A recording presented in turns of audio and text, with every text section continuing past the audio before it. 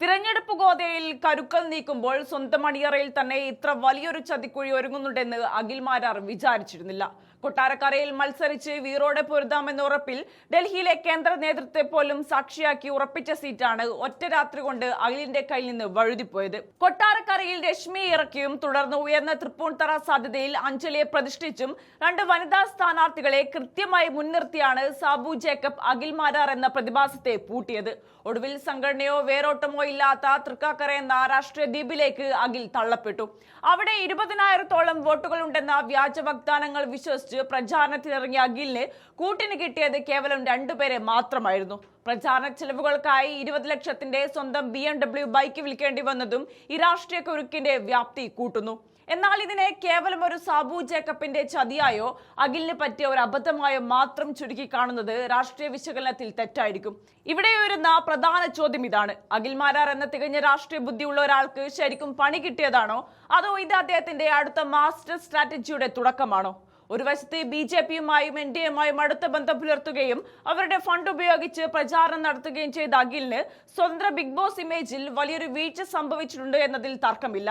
തന്റെ social media റീച്ചിലും ജനപ്രീതിയിലും വലിയ ഇടിവുണ്ടാവുകയും cyber ഇടങ്ങളിൽ വലിയ ആക്രമണം നേരിടേണ്ടി വരികയും ചെയ്തതോടെ സംഭവിച്ച തകർച്ച തിരിച്ചറിഞ്ഞുള്ള ഒരു അടിയന്തര സ്വയം രക്ഷാ നീക്കമാകാം ഈ പടിയിറക്കം.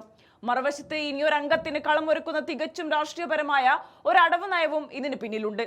താൻ നേരിട്ട തിരിച്ചടികളുടെയും പരാജയത്തിന്റെയും മുഴുവൻ ഉത്തരവാദിത്തവും സാബു ജേക്കബിന്റെയും 2020യുടെയും തലയിൽ കെട്ടിവെച്ചുകൊണ്ട് പൊതുസമൂഹത്തിന് മുന്നിൽ ചതിക്കപ്പെട്ട ഇറ എന്ന സിമ്പതി കാർഡ് ഇറക്കുകയാണ് അഖിൽ മാരാർ ഇവിടെ ചെയ്യുന്നത്.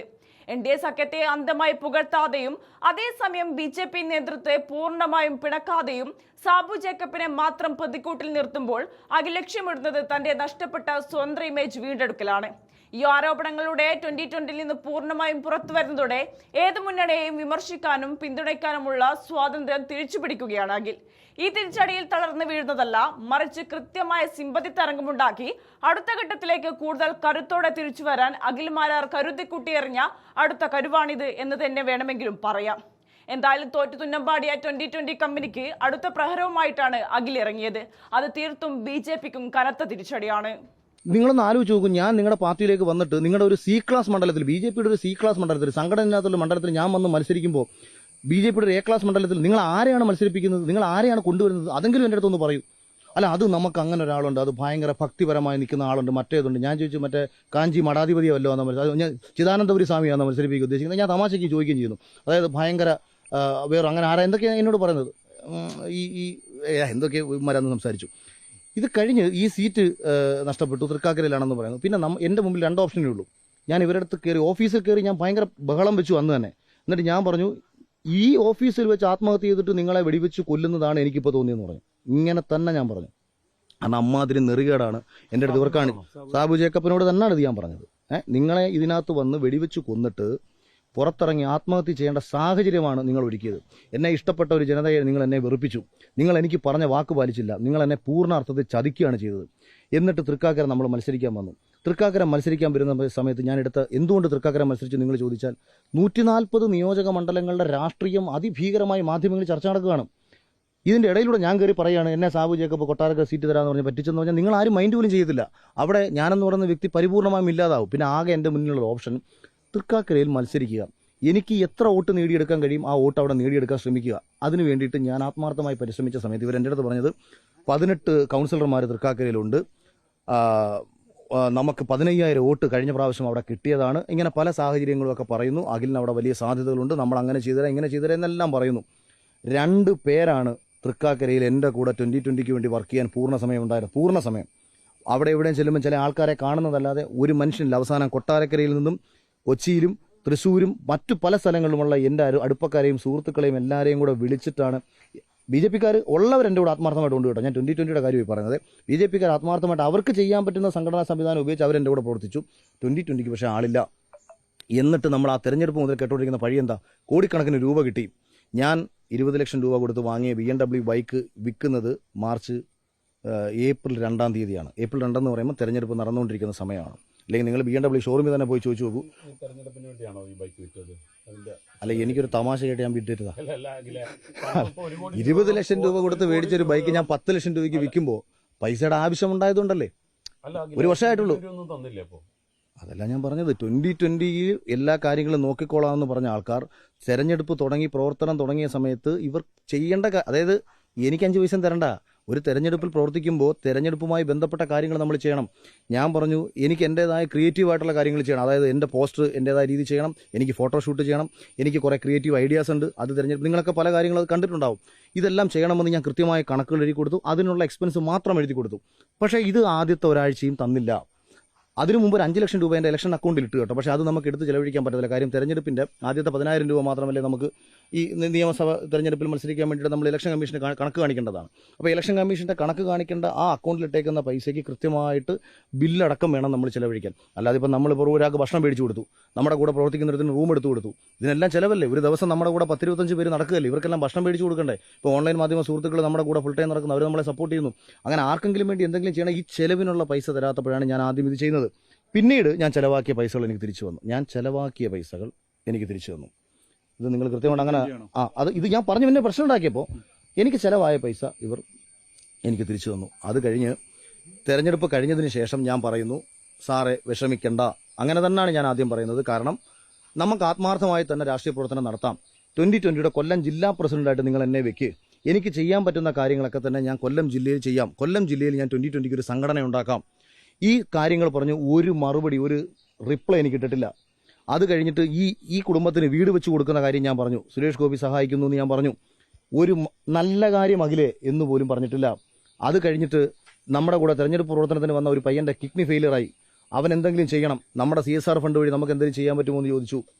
ഒരു മറുപടി ഇട്ടിട്ടില്ല. 2.5 മാസമായിട്ട് ഒന്ന് വിളിച്ചിട്ടില്ല, ഒരു മെസ്സേജ് അയച്ചിട്ടില്ല. ഇതേ സമയം നമ്മൾ പുറത്തുനിന്ന് പഴികൾ കേട്ടുകൊണ്ടിരിക്കുകയാണ്. എവിടെ ചെന്നാലും കോടിക്കണക്കിന് രൂപ കിട്ടിയെന്ന പഴി കേൾക്കുന്നു. അപ്പോഴാണ് BJPയുടെ തന്നെ പല നേതാക്കന്മാരിൽ നിന്നും ഞാൻ അറിയാൻ കഴിഞ്ഞത് 40 കോടിയോളം രൂപ 2020 BJPയിൽ നിന്ന് ഫണ്ട് കിട്ടിയിട്ടുണ്ട്. പക്ഷേ ഓരോ മണ്ഡലത്തിലേക്കും 2020 എത്രയാ ചെലവഴിച്ചെന്ന് ആ മണ്ഡലത്തിലുള്ള ആൾക്കാരോട് ഇനി വ്യക്തിപരമായിട്ട് നിങ്ങൾ പോയി ചോദിക്കേണ്ടി വരും. തൃക്കാക്കര മണ്ഡലത്തിൽ എത്ര ചെലവഴിച്ചെന്നുള്ളതിൻ്റെ കൃത്യമായ കണക്ക് വേണമെങ്കിൽ ഞാൻ പറയാം. പക്ഷേ ഒരു സ്ഥാനാർത്ഥിക്ക് ഇപ്പം തൃപ്പൂണിത്തുറയിൽ അഞ്ജലിയോട് ഞാൻ തമാശയ്ക്ക് ഞാൻ വിളിച്ചു ചോദിച്ചു, അഞ്ജലി എനിക്ക് പൈസയൊന്നും കിട്ടിയിട്ടൊന്നുമില്ല, നിങ്ങൾക്ക് വല്ലതും കിട്ടിയിട്ടുണ്ടോ? അപ്പോൾ അഞ്ജലി എൻ്റെ പൊന്നി ചേട്ടാ, ഇത് നാട് മുഴുവൻ നടന്ന് നമ്മൾ കേട്ടോണ്ടിരിക്കുന്ന ഇതാണ്. അപ്പം ഞാൻ പറഞ്ഞു, അഞ്ജലി ആരെങ്കിലും വിളിച്ചോ? അഞ്ജലി ആരും വിളിച്ചില്ല. ഇലക്ഷൻ സമയം 24-25 ദിവസം നമ്മുടെ തെരഞ്ഞെടുപ്പ് പ്രവർത്തനത്തിനിടയിൽ നോമിനേഷൻ കൊടുക്കുന്ന ഒരു ദിവസം മാത്രമാണ് 2020 ചെയർമാനായ സാബു ജേക്കബ് നമ്മുടെ അടുത്ത് വന്നത്. നമ്മൾ വിചാരിച്ചു തൃപ്പൂണിത്തുറയിൽ പുള്ളി ഫുൾ ടൈം ഉണ്ടെന്ന്. അവിടെയും ഇല്ല. ഏറ്റവും പ്രധാനപ്പെട്ട അത്യാവശ്യം കേരളത്തിൽ രാഷ്ട്രീയമായി ചർച്ച ചെയ്തിട്ടുള്ള എന്നെപ്പോലെ ഒരാൾ മത്സരിക്കുന്ന ഒരു മണ്ഡലത്തിൽ പോലും പുള്ളി ഇതാണ് ചെയ്തു തരുന്നത്. പുള്ളി ഈ 2020 മണ്ഡലം പ്രസിഡന്റ് ജെയിംസ് ചേട്ടൻ ആയി ഞാൻ കഴിഞ്ഞ ദിവസം സംസാരിച്ചപ്പോൾ അദ്ദേഹം പറഞ്ഞത് ഇത്രയും നാളായിട്ട് ഈ പുള്ളിയെ വിളിച്ചിട്ടില്ല, ഒരു നന്ദി പോലും പറഞ്ഞിട്ടില്ല. കാര്യം ഈ പുള്ളി ഈ മനുഷ്യൻ ഒറ്റയ്ക്ക് എൻ്റെ കൂടെ ഉണ്ടായിരുന്നു. ഈ ഫുൾ ടൈം ഒരാൾ കൂടെ നടന്നിട്ട് പോലും ബിസിനസ് ഉള്ള ആളാണ്, അത് കളഞ്ഞിട്ട് നടന്ന ആളാണ്. അയാളുടെ അടുത്തൊരു നന്ദി പറഞ്ഞിട്ടില്ല. അപ്പോൾ രാഷ്ട്രീയമായിട്ട് 40 കോടി രൂപയോളം BJPയിൽ നിന്ന് ലഭിച്ചതിന് ശേഷം സ്ഥാനാർത്ഥികളുടെ തലയിലേക്ക് ഇത് കൊണ്ടുവച്ച് നിങ്ങൾ ദയവ് ചെയ്ത് കെട്ടരുത്. നിങ്ങൾ ആരും ദയവ് ചെയ്തത് പറയരുത്. നിങ്ങളിൽ പലരും ഇലക്ഷന് ശേഷം ഞാനൊരു ഇലക്ട്രിക് വണ്ടി എടുത്ത് നിങ്ങൾ കണ്ടിട്ടുണ്ടായിരിക്കും. അപ്പം കരുതി ഇവൻ ഇലക്ഷന് ഫണ്ട് കിട്ടിയതുകൊണ്ടാണ് ഇലക്ട്രിക് വണ്ടി എടുത്തത്. എൻ്റെ പൊന്ന്, എൻ്റെ മക്കളാണ് സത്യം. ബെൻസ് പതുക്കെ അങ്ങ് വിറ്റിട്ട് ഇലക്ട്രിക് വണ്ടിയിൽ നടന്നാൽ മാസമുള്ള ചിലവ് കുറയും. കാര്യം എൻ്റെ അച്ഛന് ക്യാൻസറാണ്. ഞാൻ എറണാകുളത്ത് നിന്ന് ഞാൻ കൊട്ടാരക്കരയ്ക്ക് ഒരു മാസത്തിൽ ഒരു 10 പ്രാവശ്യമെങ്കിലും പോകേണ്ട സാഹചര്യം പലപ്പോഴും ഉണ്ടാവും. ഇത് ആരെയും കാണിക്കാൻ വേണ്ടി പോകുന്നതല്ലോ, ഞാൻ പോയി വരുന്ന കാര്യമല്ലേ. അതിന് ബെൻസിൽ പോയി വരണമെന്നുണ്ടെങ്കിൽ ഏറ്റവും കുറഞ്ഞത് 4,000-5,000 രൂപ ചിലവാണ്. ഇലക്ട്രിക് വണ്ടി ആകുമ്പോഴത്തേക്ക് ലാഭം ഉണ്ടാവും. എനിക്ക് വരുമാനം വരുന്നത് അവസാനിച്ചു. NDAയിലേക്ക് പോയതിന് ശേഷം എന്നോട് അത്രയും അടുപ്പമുള്ള എന്നെ മനസ്സിലാക്കുന്ന ആൾക്കാർ എന്നെ വിളിച്ചത് മാറ്റി നിർത്തി കഴിഞ്ഞു കഴിഞ്ഞാൽ എനിക്ക് പല വരുമാനങ്ങളും അവസാനിച്ചു. ഇതേ സമയം നമ്മൾ പഴി കേൾക്കേണ്ടി വരുന്നു. ഈശ്വരൻ അനുഗ്രഹിച്ച് ഏഷ്യാൻ്റെ തന്നെ മറ്റൊരു ഷോയുടെ ഭാഗമായി ഞാൻ മുന്നോട്ട് പോകുന്നത് കൊണ്ട് എനിക്ക് മുന്നോട്ട് പോകാനുള്ള ഒരു അവസരം സൃഷ്ടിക്കപ്പെട്ടു എന്നുള്ളതാണ്. അല്ലാതെ ഇവരുടെ ഭാഗത്തു നിന്ന് നമുക്ക് യാതൊരു വിധത്തിലുള്ള രാഷ്ട്രീയം പറയാൻ ഇഷ്ടപ്പെടുന്ന ഒരാളാണ് ഞാൻ. അതിനുള്ള അവസരം ഉണ്ടായിട്ടില്ല. ഒറ്റതിന് ശേഷമാണെന്ന് അവഗണന ചോദിച്ചു കഴിഞ്ഞാൽ 2020 എവിടെ ജയിച്ചത്? 2020 അങ്ങ് ജയിച്ചിട്ടില്ല. ഞാൻ പറഞ്ഞത് അവഗണന പുള്ളി എന്നോട് മാത്രമല്ല.